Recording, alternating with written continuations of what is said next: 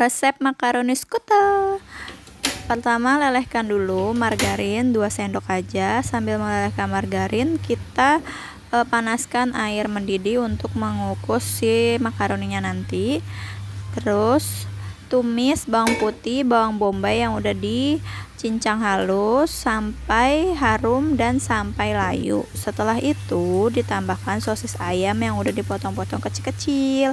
Kalau sudah tumis sampai kecoklatan, tambahkan keju parut seininya aja, secukupnya aja. Ditumis bareng sosis dan bawangnya sampai larut. Terus ditambahkan susu ultramilk 250 ml, dimasak sampai mendidih. Nah, ini nih mendadak eksperimen nih awal mula permasalahannya. Jadi makaroninya itu harusnya direbus dulu ya guys, tapi berhubung saya kelalen lupa, jadinya saya masukin aja dah tuh bareng sama sosisnya sama susunya. Dengerin deh suaranya, masih kriuk gitu kan, harusnya kan udah lembek karena udah direbus.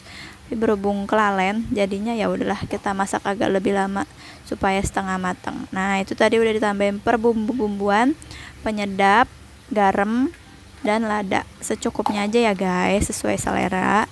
Kalau sudah diratain, dimatiin kompornya berhubung kompornya masih panas nih pancinya, tambahin 2 butir telur yang dikocok. Nah, karena ini spesial jadi telurnya 2 ya guys. Nah, udah deh, susun, tambahin saus bolognese dan keju mozzarella dan juga bubuk oregano. Kita kukus selama 15 menit. Kenapa 15 menit? Karena tadi makaroninya lupa saya rebus. Jadi aku kukusnya agak lama, 15 menit. Oke?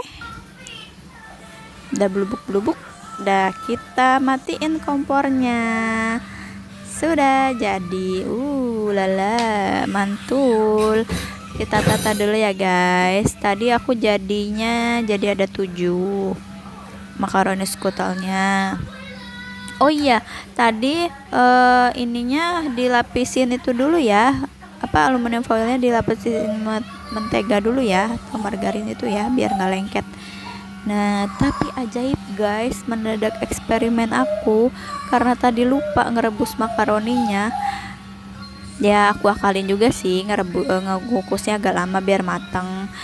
Tapi enak guys, seenak itu kata selebgram ya. Tuh, sedep banget deh pokoknya.